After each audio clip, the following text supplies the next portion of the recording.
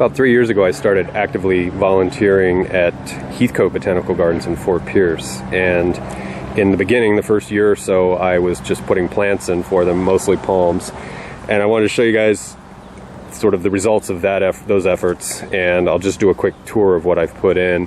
I put in 65 species. I'm probably not going to show all 65, but I'll show things that might be interesting. So there's a Cyagrus right here, and I lost the tag for it, so it's probably Stenopetala, maybe Picrophylla, I'm not sure, but I put it there because I don't know what it is. This is Dipsis lanceolata, I believe, and I put that in not that long ago, maybe 2 years ago. It's doing pretty good. There's Chunia phoenix nana, and then Chunia phoenix hainanensis, and the nana got run over by a weed eater or a lawnmower, so it's looking pretty good. And I won't editorialize too much about the fact that it got run over. But yeah, that's hainanensis. They're looking good. This is Arenga tremula, and then I have a carpoxylon over there. So I'll pick up in another area where I have some more stuff. It's what I believe to be Dipsis pimbana, and then over here I've got a Dipsis samophylla, and then another lanceolata over there, and then Tychosperma, excuse me, caryatoides here, and it really does have that kind of fishtaily leaf on it. That's really neat for something that's a Tychosperma. This coconut right here I call the mangrove type. The mother was short in stature but very fertile. There's all the coconuts she gave off, or they gave off, or whatever, a lot of them were germinating. So this came from Fairchild, and it was in their mangrove. It's not anywhere where there's, I mean, there are trails in there, but it's hard to get to, and it's also mosquito infested.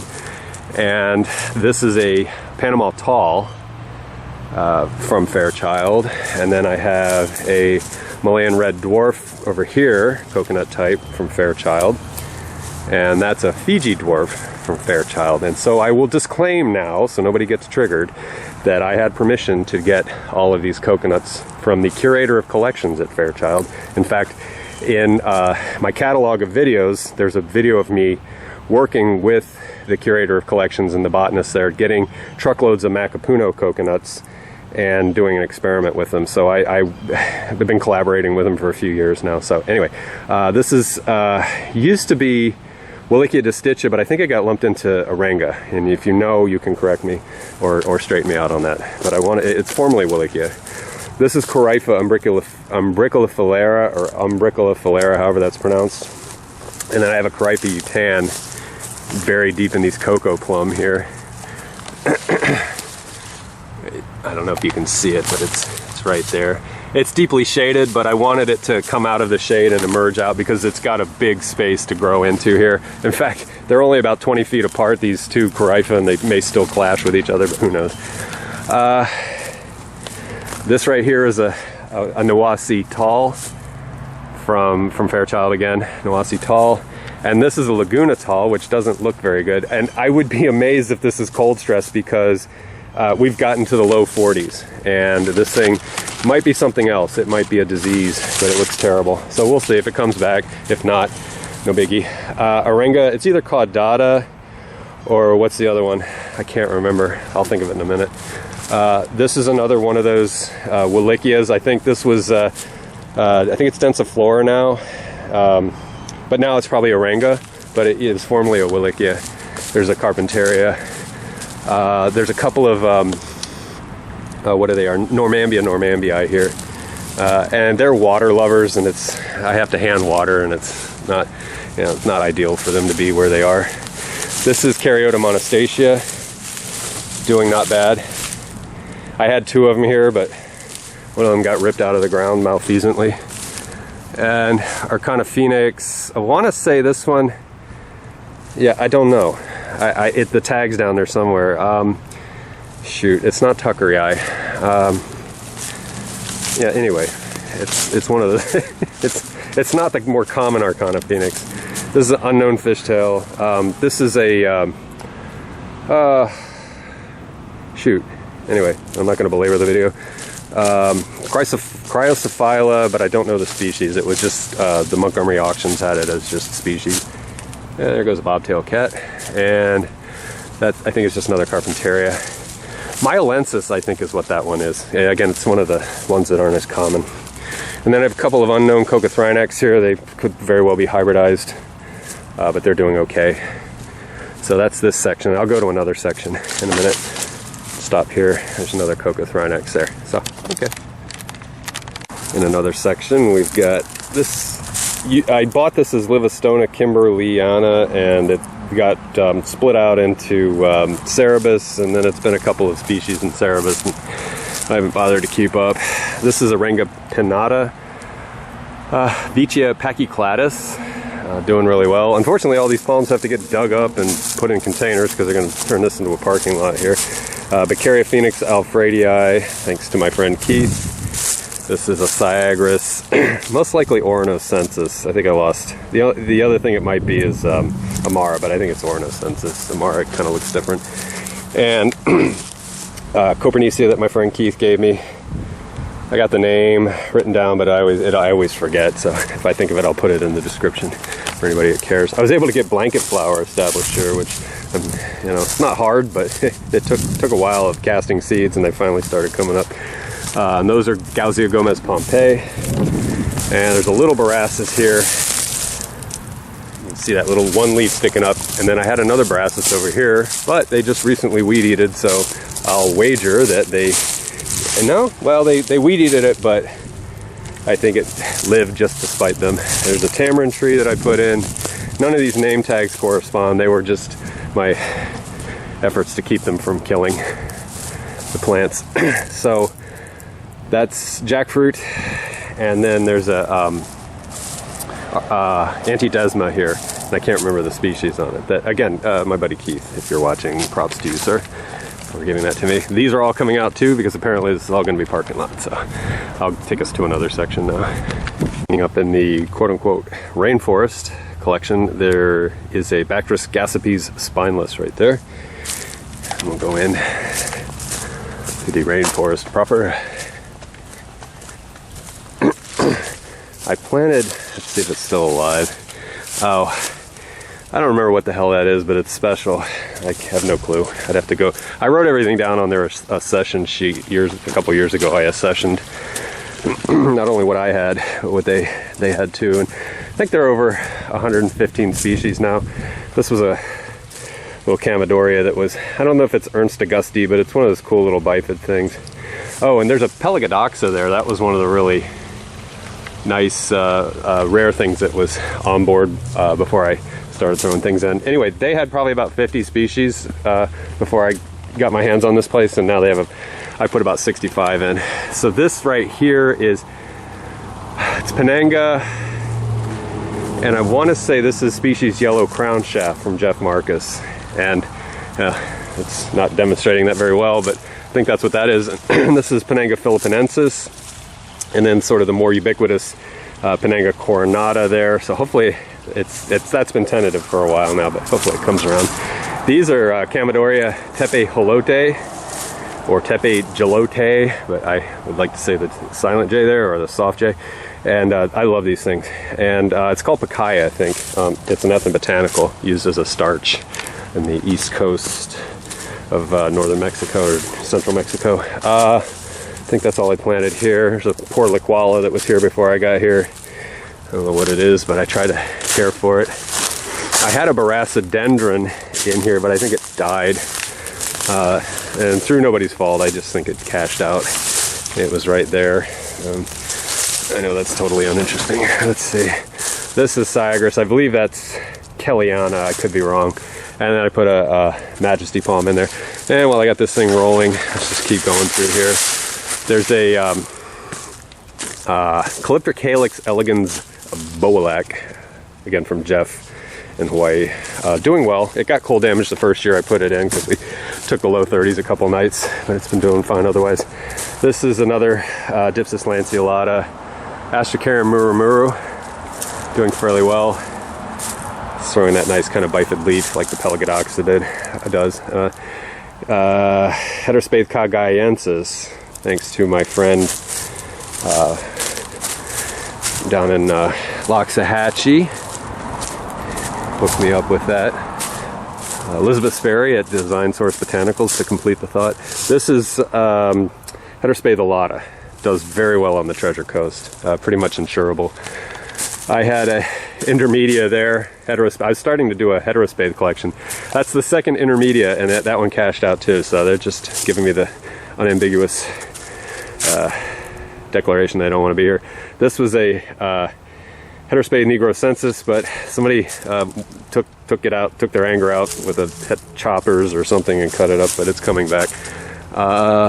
And down in here, I have a Tygosperma furcatum, I believe. Yep. Although it doesn't look furcatum-y, so it may have hybridized, but I'm pretty sure it was taken from a pure furcatum seed parent. And this is Liquala peltata, I think, Sumuwangii, whatever the Sumuwangii is. This is Tygosperma polenii, doing rather well. And so I'll stop here, and I just got a few more that I added that I'll show. This is my, oops, sorry for the water jug. This is probably one of my zone bendiest palms that I put in at Heathcote, and this is Rhopaloblast augusta. And it probably took, I gave it the most protection I could. This probably has the greatest potential microclimate where it is right now. It's completely covered in as much canopy. Now, of course, some of these trees go deciduous, so you don't get as much canopy as you'd like, but this is probably the best I can do for it. And we took, in this spot, was probably like mid-30s last year and the year before, briefly. And so far, knock on wood, it's the third week of January, and I think low 40s, probably been the coldest it's gotten so far. So we'll see. I doubt it'll have a long life here, but we'll try, see what happens. Here's a Roystonia altissima. Again, Fairchild collected with permission, and this thing's really taken off and going quite fast. It was probably about 2.5 feet when I planted it just about 2 years ago, so or even maybe 2.5 years ago. Really impressed with the rate of growth. I come in and I manually water it, because it does get some irrigation, but probably not enough. Anyway, altissima, and I think it's a Jamaican royal. We'll take a look at another section. This is Gauzia Gomez Pompey. I have a number of those planted on the property. Sagres stenopetala. Sorry, it took me a second for the little brain cells to do their thing. That's Sadacentia leucuensis, if I'm saying that right. They have an adult around the corner. In fact, I can show you in a second. This is Liquala naumannii, and it's funny, I planted it next to Rapis, and if you just walk by, you probably think, Rapis, but yeah, that's Liquala naumannii. So the lady palms are kind of communing with them in morphology terms. And there's the Sadacentia that they have, that's the adult. So I just sort of paired them to sort of bookend a little bit, but they want to move it, so hopefully it lives. There's Bentinkia nicobarica. I'm proud of this one. It's doing quite well. And in here, as uninteresting and possibly innocuous as it might be, is Sable miamiensis. I put this in very recently, maybe 6 or 8 months ago, and hopefully it will survive. But that's pretty rare for Florida natives. This is a Ceratizamia subrosophylla that I put in a year or two ago. These are some rogs that I tried to put in. They look good for a few months and then they crap out from whatever vermin get a hold of them. This is a beautiful Sagres amara, doing quite well, chugging along. Variegated adnidia. I have one in my yard that I made a video of. This is the other one that came in from Marcus, and I think I had a third one that crapped out on me. This is not something that I brought in, but this is a Dipsis mahajanga in that Madagascariensis complex that's doing well. I planted that not too long ago. Unfortunately, this other, what is this cycad here? Encephalartis of some kind. It looked like it was dead. It didn't flush out for maybe a year and a half. So we just planted something there to replace it. Now this thing, of course, flushed. Yada yada. So we're going to probably move the Dipsis, which makes sense. So anyway, I've got one more section to show you, and then we'll wrap it up. We'll wrap this thing up with almost coming full circle, because I started over on the other side of that little building right there was where we began. And now we're over here with this Pichardia thurstonii, and again, thanks to my friend Keith, who donated that for here. And I think he mentioned it might possibly be hybridized, but it's ostensibly a Thurstonii by way of its seed parent. And I would say that this is Brichardia beckeriana. I have it written down in the accession book in their office, and because I love my subscribers so much, I'm going to trip through this little bit of weeds and crap right here, shrimp plants and coffee plants and stuff. And there's another Brichardia kind of nested in here. I can't see. Okay, there we go. Enough leaves out of the way. I have no idea what that one is. I can't remember. Again, I think I wrote it down in the accession list in the office that they have here. So let's see. I dug up the jackfruit. I'm taking that back home. That's that area that it was in the area where they were going to clear for parking spaces. So I'm going to take it home and give it a good home in my place. There had been a Polyathea longifolia. To be exact, there were 2 planted there, and one got ripped out of the ground, the other one got chopped up, and it was coming back, and I guess somebody decided that wasn't good enough. Let's chop it up some more. So and I'm not bitter or cynical. Let's see, this is Phagrea ceylanica, I think. What do you call it? Puakimikini. Put that in. As you can tell, I buried it and hid it so nobody could get a hold of it. And I don't mean to speak ill, it's just sometimes people come in as volunteers and stuff, and they're not plant people. They just told to pull weeds or whatever, or do weed eating, and things happen. So here's a Cycas debauensis, one of my absolute favorite, the only cycad I like. There's a Shippia concolor and yet another Gausia. And yeah, so I have no ill will to the folks that it's more misfeasance than anything. So part of the growing pains, I guess, of trying to contribute and curate.